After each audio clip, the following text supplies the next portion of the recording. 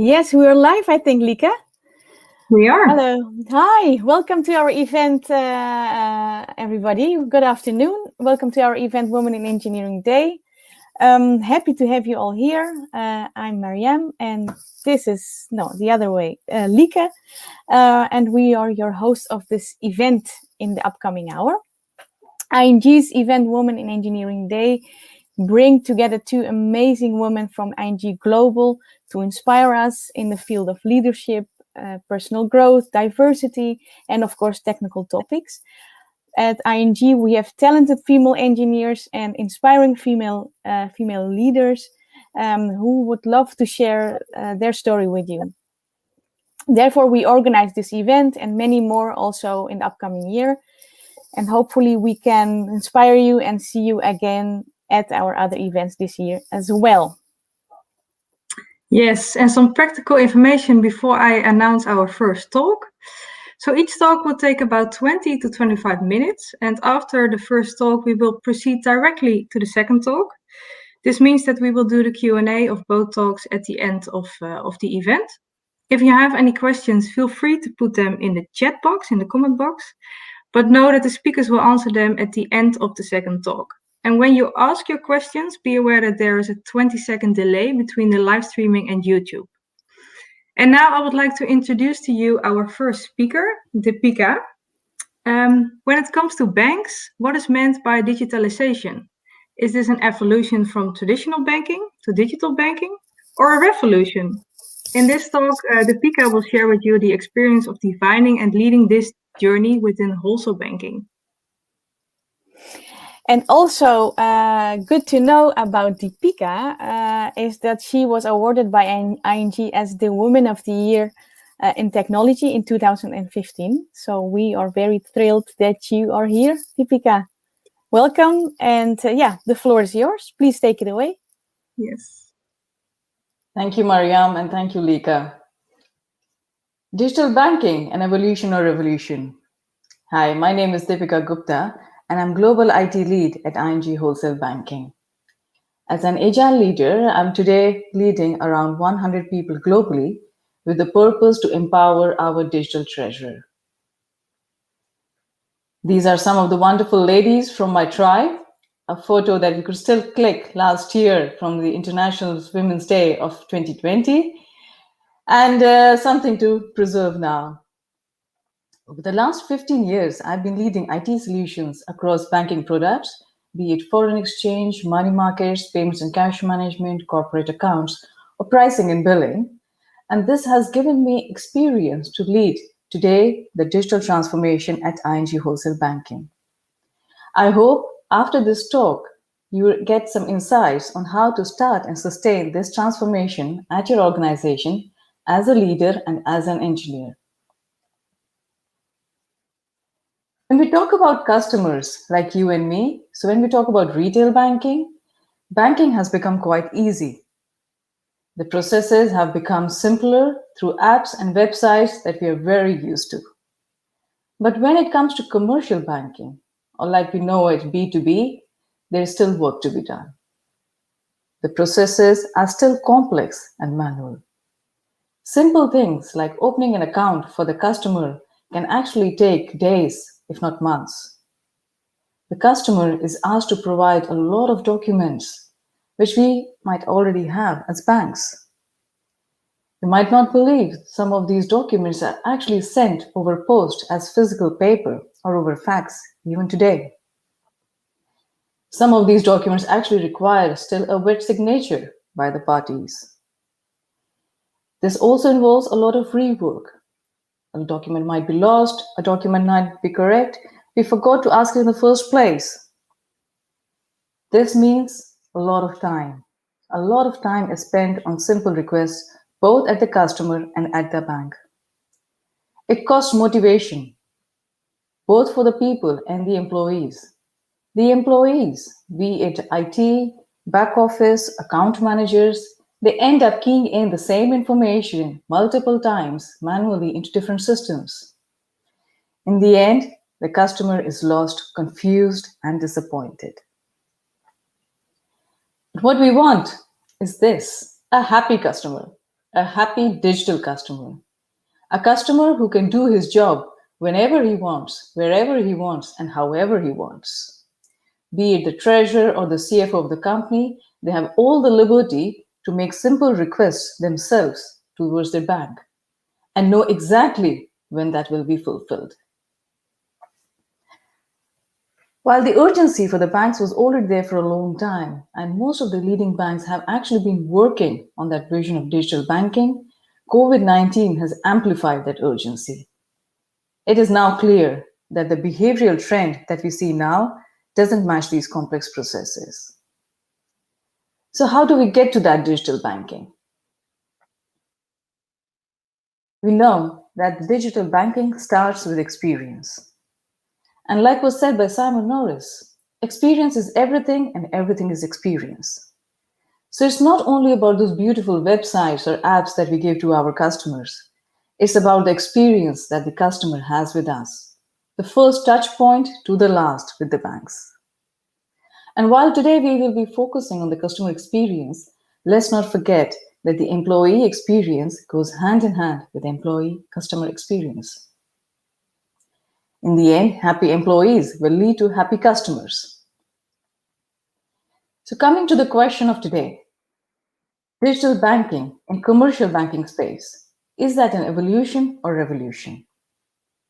What I learned at ING was that the urgency was pretty clear. We had a strategy to go and become the digital bank of the future. But we also realized that we had to accelerate that vision.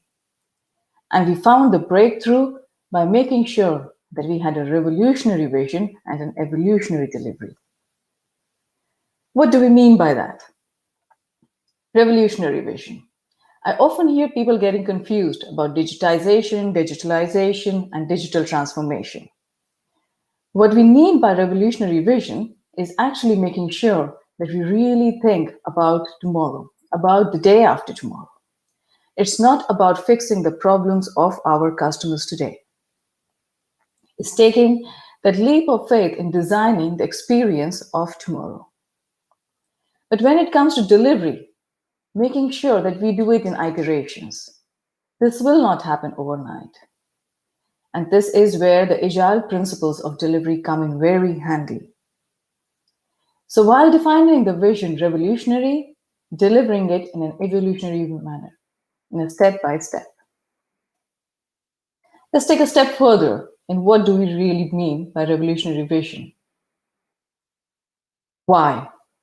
Why revolutionary?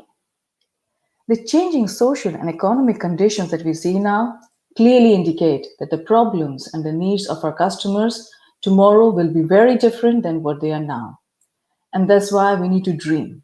We need to dream that experience of tomorrow. It's not about fixing the problems of the past or making small technical improvements to our user experience. No, it's really about the dream experience that we want to give to our customers. What would that mean? What would that dream experience mean? It means giving personal, easy, and smart journeys to our customers. Personal. Commercial banking space has always been a relationship-based business. So when we make it digital, it is important that we earn back that trust and engagement from our customers. Hence, we need to make sure that our journeys for the customers are personal. Simple things by addressing the customer with his first name on the portal can make a huge difference. Something that we are very used to as a retail customer. Easy to implement, but also easy to repeat. For the customer, the journey should be as easy as having a pre-filled screen that he can just click the button confirm, instead of being asked to fill in all the 50 fields all over again that we should already know as a bank.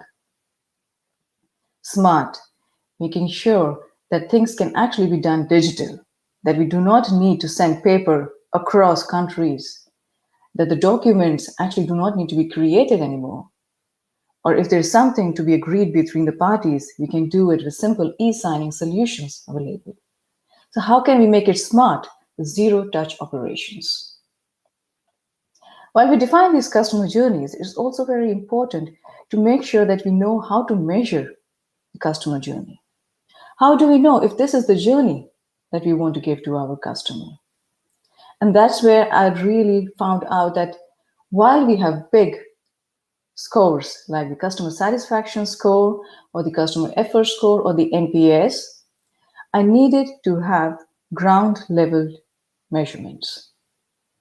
Measurements like in the dream journey, it would take X person to do Y job in 2 days without submitting any additional documents.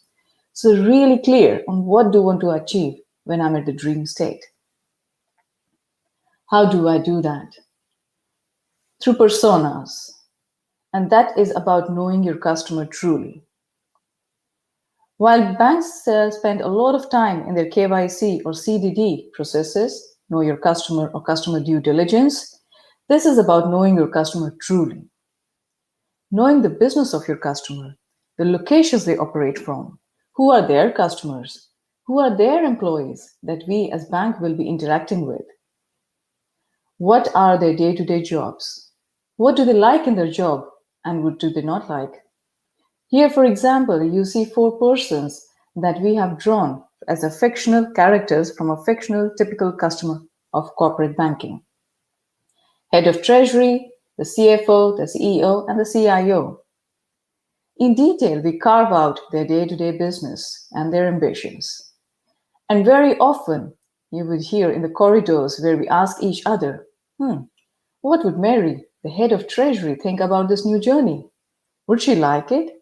Is this relevant for her? While defining this revolutionary vision might seem like a closed room exercise, it's actually being done with the customer. We organize generally design sprints of as short as 5 days, and at the end of the day, we actually check it with the real customer, even the personas. We make sure we validate the prototypes and challenge the assumptions with the customers. So when we have defined that revolutionary vision, it's time to deliver it. How do we do that? What would that mean when we talk about the evolutionary delivery? And before we talk about it, why evolutionary delivery and why not revolutionary? Banks operate in a heavily regulated environment today, which means that most of the banks are spending 50 to 60% of their budgets in making their regulatory commitments. And that is increasing in a rapid manner, which means that in the end, there is limited investment capacity at the banks to make a digital bank while delivering on the upfront client and stakeholder commitments. And that's where evolutionary delivery comes in real handy, where we start small, make the first proof points, and then scale the transformation. What this means is that we identify certain customer journeys which would really make an impact. And there are 3 aspects to take into account there. The first is the customer gain. Second is the operational gain. And the third is the financial gains. Using these 3 parameters, customer, operation, and financial gains, it can help us to identify those 1 or 2 customer journeys that we want to start upgrading the customer experience. What would that delivery look like? It would mean giving safe, scalable, and reliable services. Safe, making sure that the data of our customer is only accessible to the mandated and explicitly entitled people. Scalable, making sure that we can give the same consistent experience across our customer base, across the globe. Reliable, being in control, being within the risk appetite, and being available as promised to our customer. What you might have already realized that this takes strong engineering. And strong engineering has 3 pillars. Orchestrating through the IT landscape, standardized IT frameworks, and innovation. For any long-standing bank, it is quite obvious that in our IT landscape, we would have both legacy and target applications, with the data scattered across these applications. But like I mentioned, if we want to give that seamless experience to our customer, where we do not ask the same information to him multiple times, we need to make sure that the data is in a structured manner stored in our systems.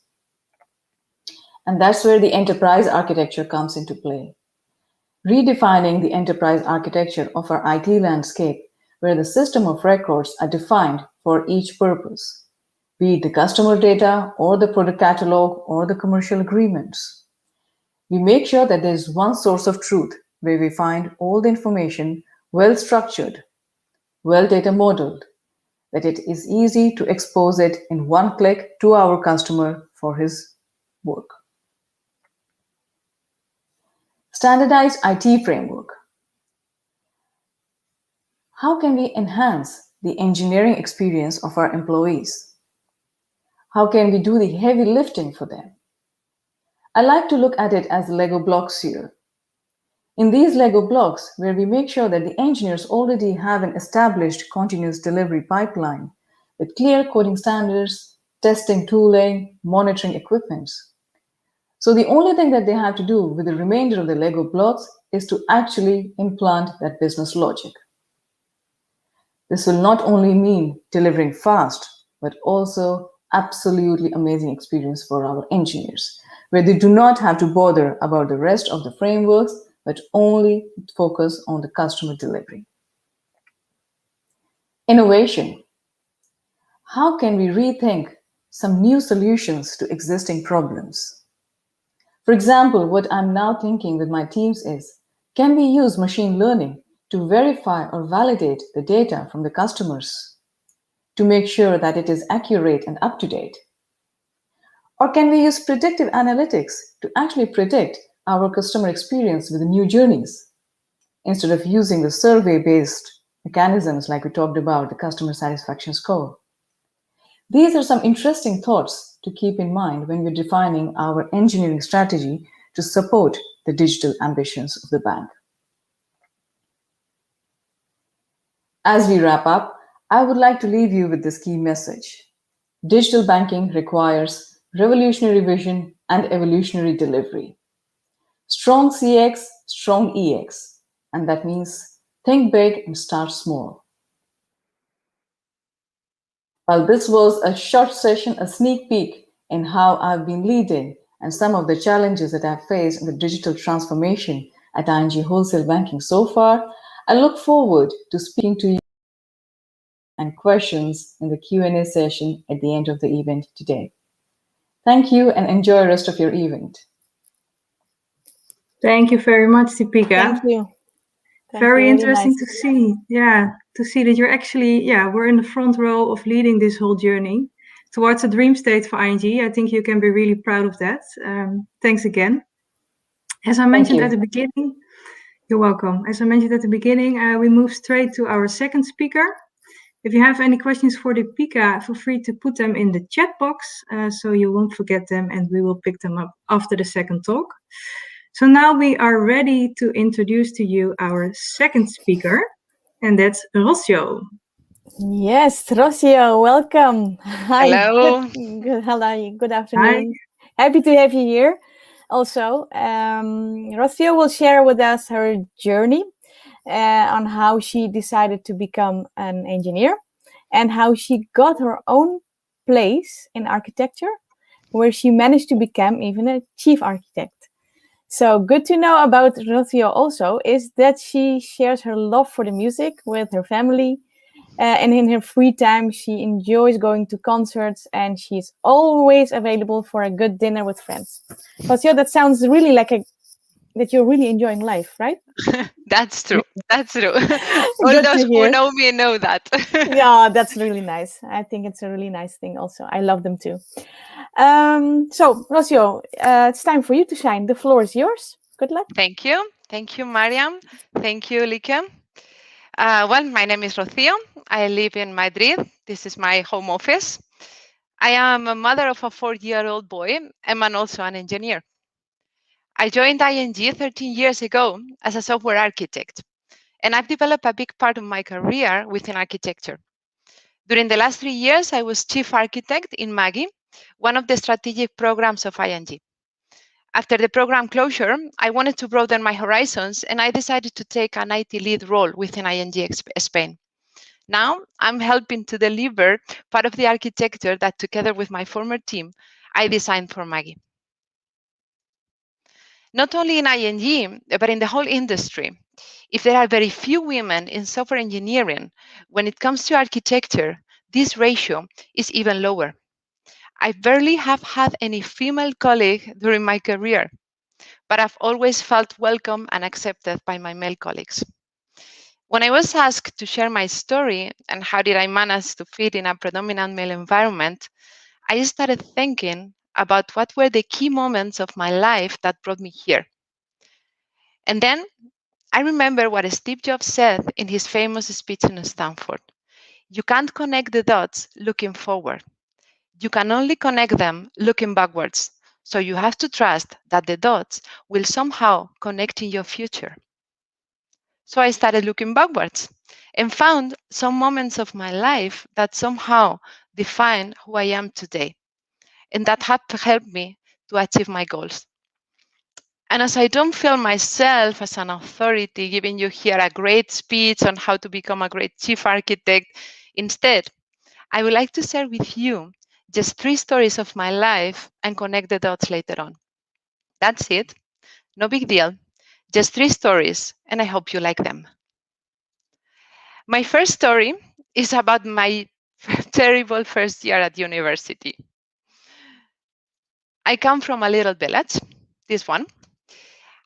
When I was 16, I told my parents I wanted to become an engineer.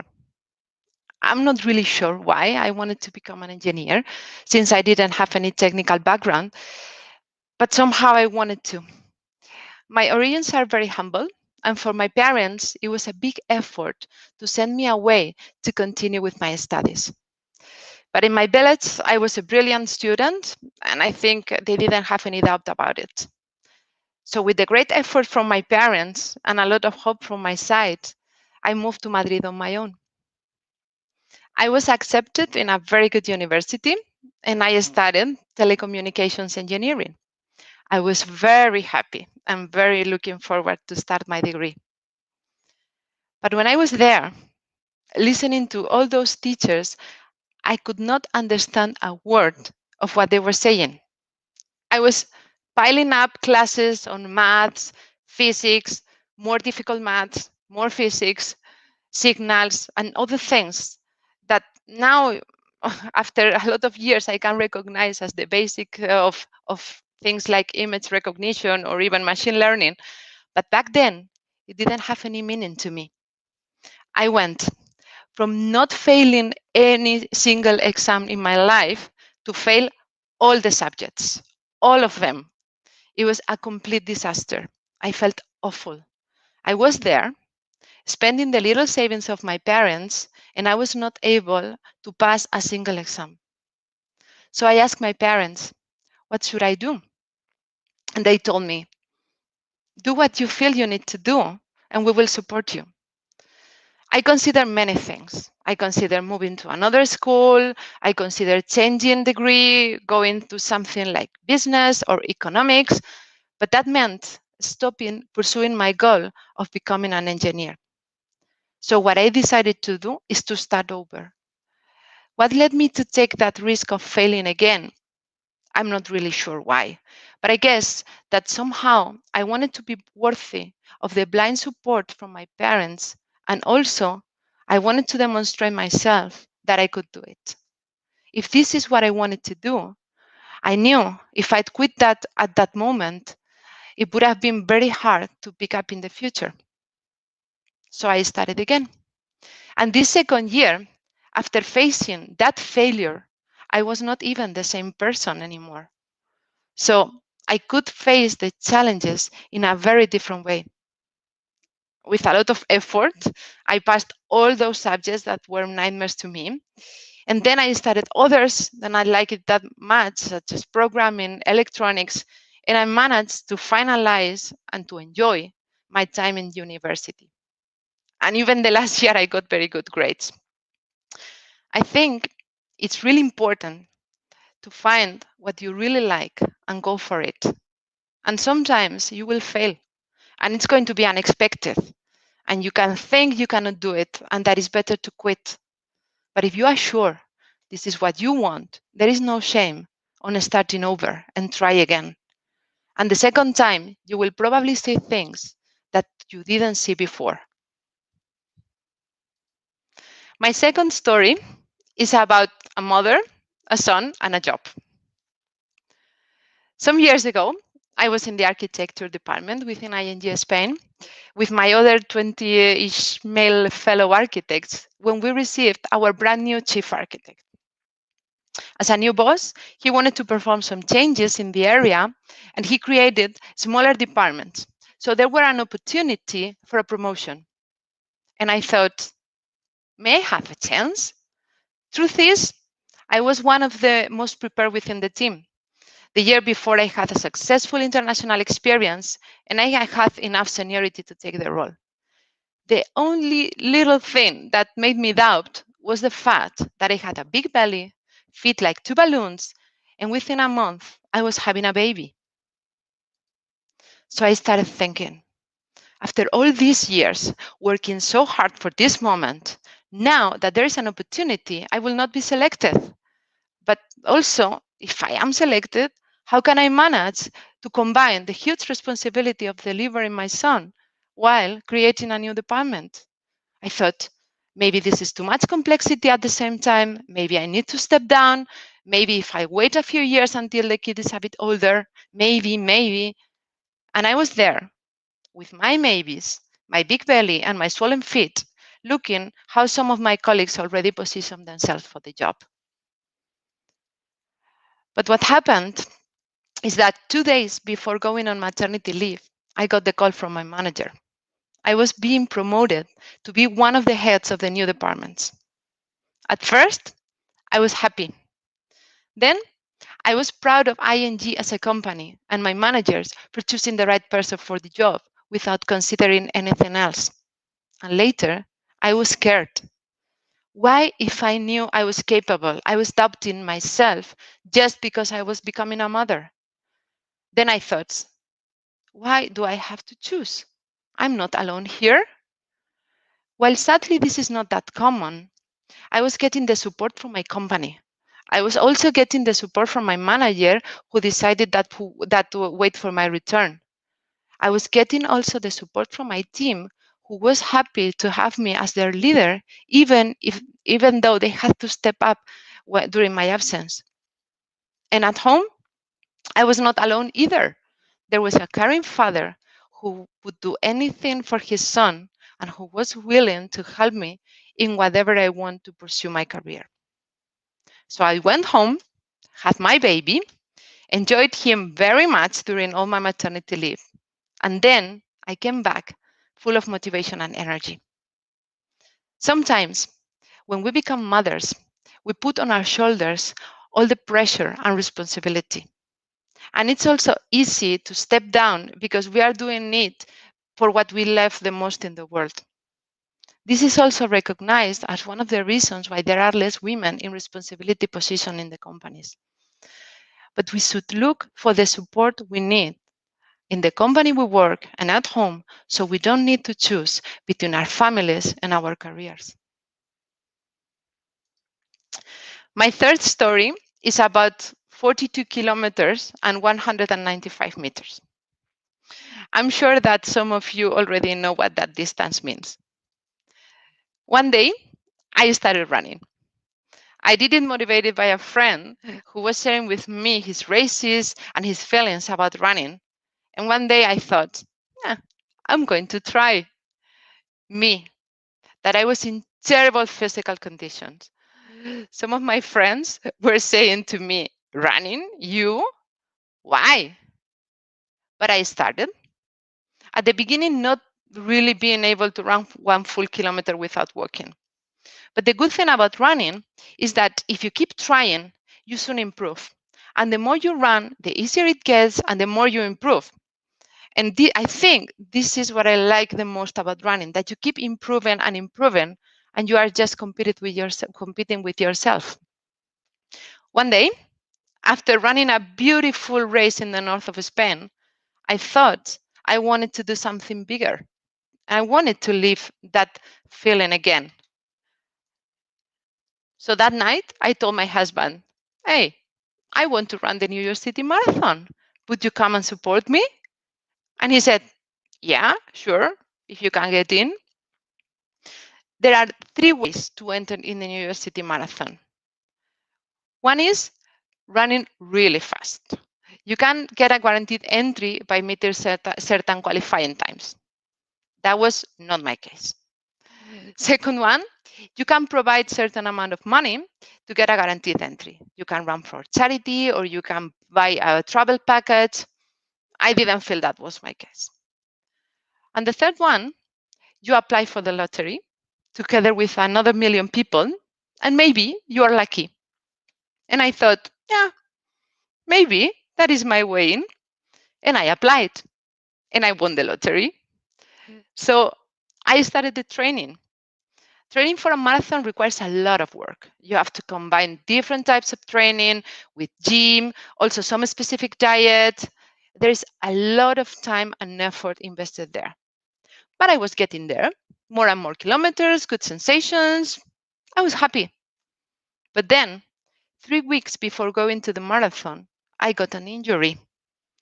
Just 3 weeks before going. I stopped training. I went to the physiotherapist. I went to the traumatologist. But it was not enough time to fix it. So, well, I thought, okay, I cannot run the marathon, but in any case, I can go. Flight tickets are there, number was there. So spending some holidays in New York didn't seem the worst thing in the world. And I traveled to New York.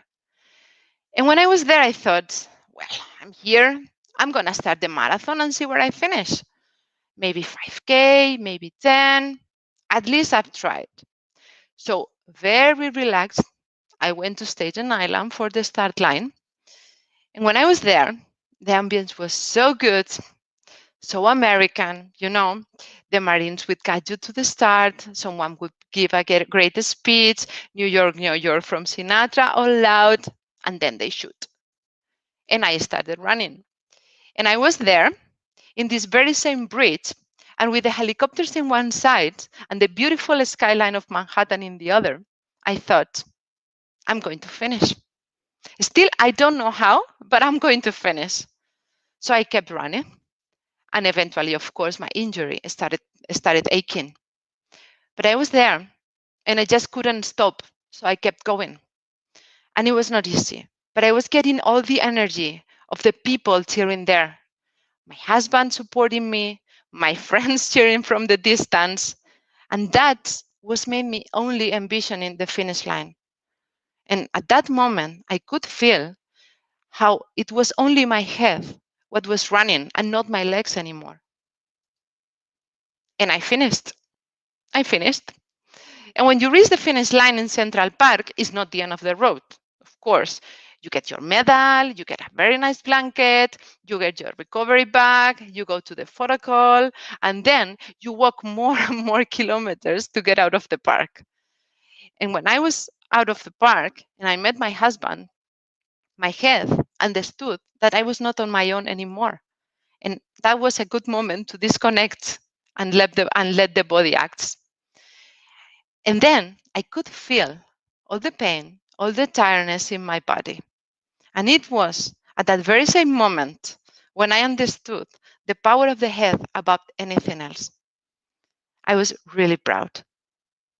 And while I understand this is a bit reckless, and I would not advise many people to do that, what I would definitely advise you is to see what you want and go for it. And during the journey, you will hear voices that discourages you in the same way that my pain was there. You will hear things like, you don't belong here. How come are you taking this trip? Who's taking care of your kid? Or maybe we can double check with your colleagues. Shut them down and keep going. And eventually, you will cross the finish line. I hope you liked my stories. I promised you at the beginning that I would connect the dots afterwards. What you can see in all these stories is that they have something in common. I had a clear goal. They were difficulties. I persevered and put my heart and my soul to overcome those difficulties. And also, I got support. And I guess this is how in my life I faced all my challenges. And this is how I walked my journey to become a chief architect in a male-dominated environment. And while this is what works for me, it doesn't need to be what works for you. But what you can do is to look at your own stories, look backwards, connect the dots, see what works for you, and look for it so it can help you going forward. Thank you.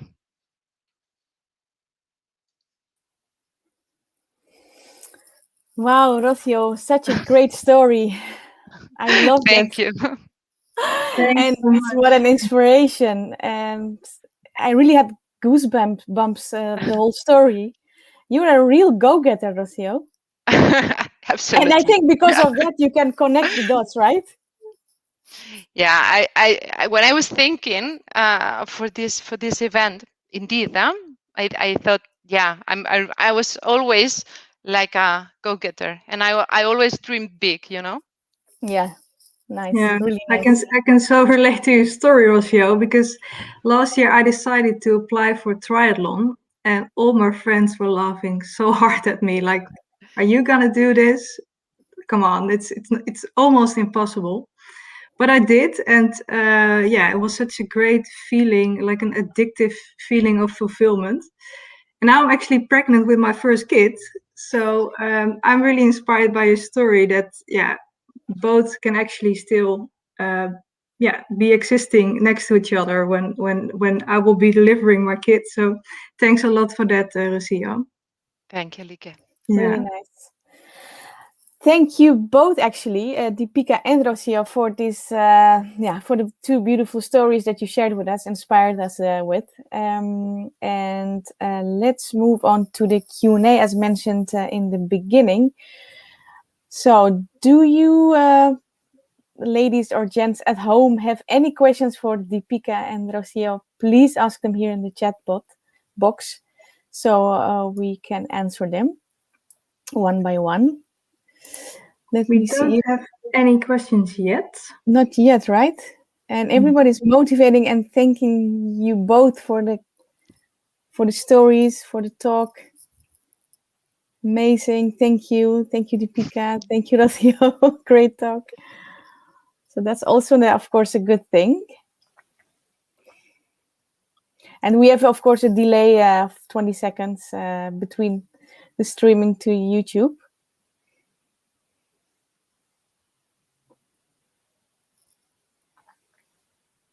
Really inspiring. Thanks.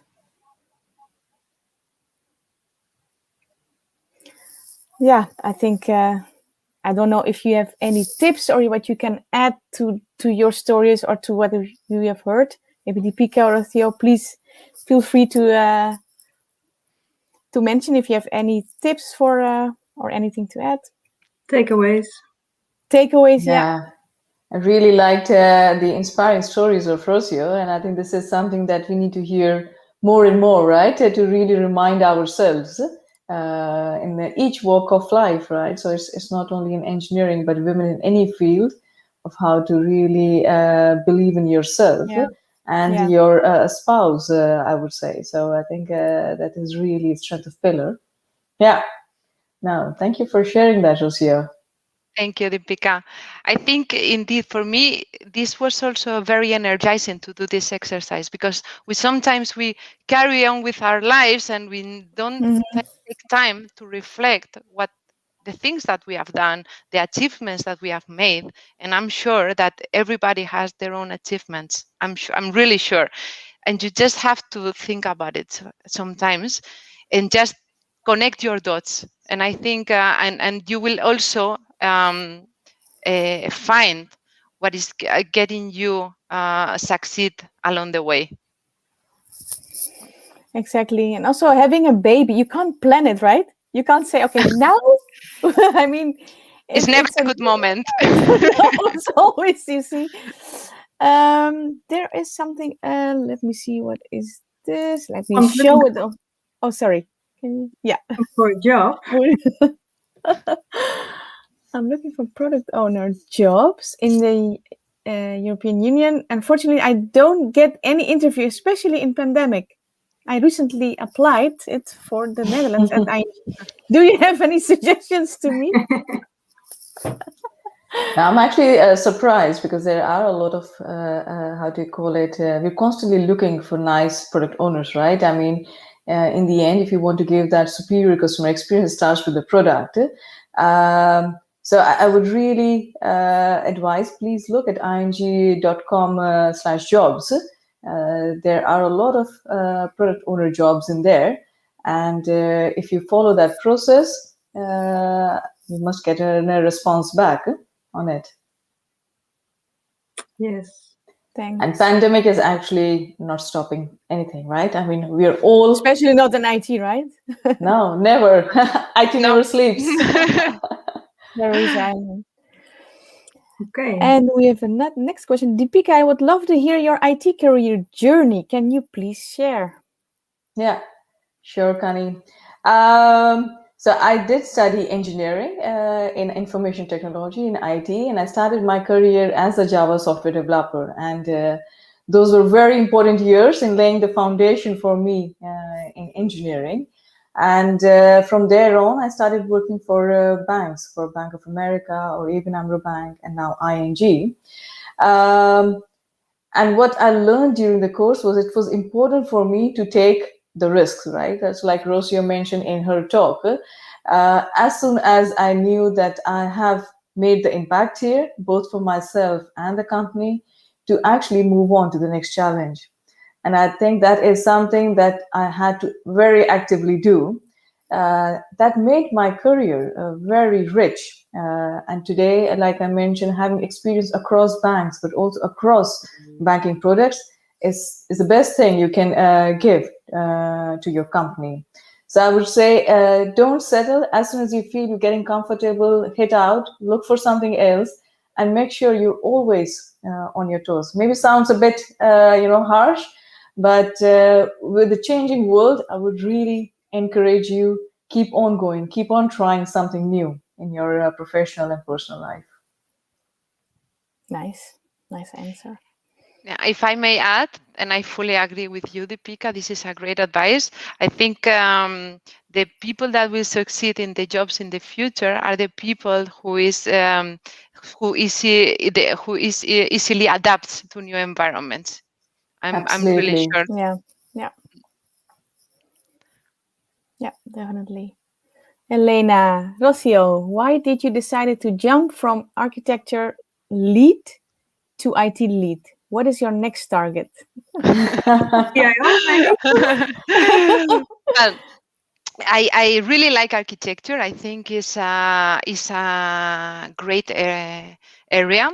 It requires a lot of creativity, and I've learned a lot.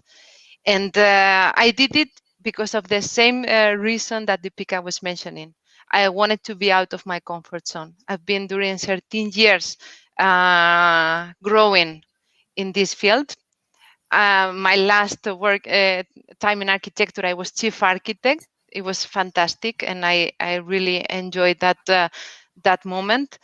And there was a moment because I was chief architect of a program for 4 countries when the program closed. So I thought, this is now a good moment for me to get out of my comfort zone and to learn something else and to broaden my horizon. So now I want to be focused more on delivery and to prepare myself to take a next step in my career. But for now, I will keep growing as an IT lead. Nice. Rocio. Hello is asking, how are you dealing with the stressful moments during your careers? Any lessons learned that you would like to share with us? I think to both of you, that would be a good one. Who would like to start? It's quite an important one, right? Because, and I won't say it happens only once or twice. I think this is a constant thing you have to keep up in your career. But a small example that I would like to share, right? So when I was applying for the role of an IT lead, I did have rejections in the beginning, right? And I was doubting what is going on. What do these guys really want? I mean, I have this experience, I have this promise, I have these capabilities going on. And then in the third one, it actually came by itself, surprisingly enough. In this example, what happened that there were different processes involved, and the CIOs of the first two positions actually recommended me for the third position. Now, this is something I came to know, but most of the times you would not know what's happening behind the screen. So don't judge the outcome by the face value of it, because the dots will join, right? So like Rosie mentioned, the dots do connect. Yeah. What's important is to keep going, because just imagine if I would have given up after the second rejection and have shut down myself, the third one would have not come in and I wouldn't be where I am today. So it's really important to believe in yourself, and every step and every rejection still adds value. If I wouldn't have been in those two rejected interviews, the people would have not known me to bring me the offer for the third one. So make sure you're out there. And would you like to add something to this question, Rocio?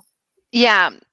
For me, of course, there are stressful moments during our careers, and the higher you are, the more common those stressful moments are, because you have more responsibility and yeah, you have to deal with that stress. What works for me is to put things on perspective, and also to understand if those moments or these things that bother me can be solved, and they depend on me or not, and then act on it. So in general, and how I deal with the stress in my life is that if I do not worry too much, I just act and I just intervene, and I try to solve the problem and not to carry that stress in my body very longer, and also to put things on perspective, really. Thank you both.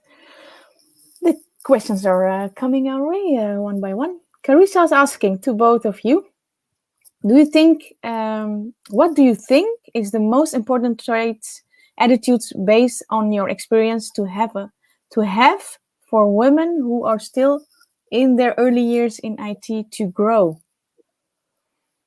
Oh yeah, attitudes based on your experience. What kind of attitudes should they have? Well, I think it's important when you are a female in IT, there will not be that many of you. What is important for me is to be yourself. Do not try to pretend that you are a man. That never works. You are a woman and you are fantastic, and you do not try to pretend to be something you are not. And also, because what you can bring to the IT world, it's great as it is, and it makes this world better. And so I think that is important, and also not try to overcompensate. So you don't see yourself as a minority. Don't give room, and don't try to also overcompensate because you are a woman. And sometimes there will be you will hear voices, as I said in my third story, that will tell you don't belong here. Yeah, that can happen in life, but you just shut that down and you keep going. Mm-hmm. Yeah, and you And will succeed. what I also hear from other IT leads and chapter leads, area leads at ING, that they always say women bring a lot of dynamic to the IT teams. So please join my team, because we know that bringing those attitudes, as you describe here, Carissa, they're really adding value in the collaboration with the men teams, actually. So actually, they're also open for different state of mind or different way of thinking, and take that as see it as a chance to bring that in. But that would be my advice of what have I seen and heard from other colleagues.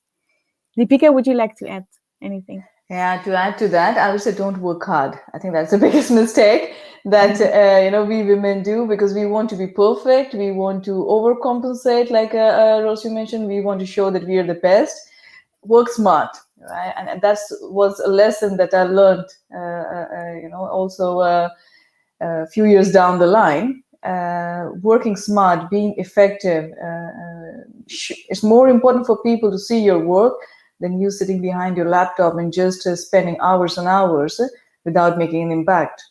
So make sure people can see your work. And I always tell people in my teams, do not work hard. I mean, it's about working smart. And make it visible, right?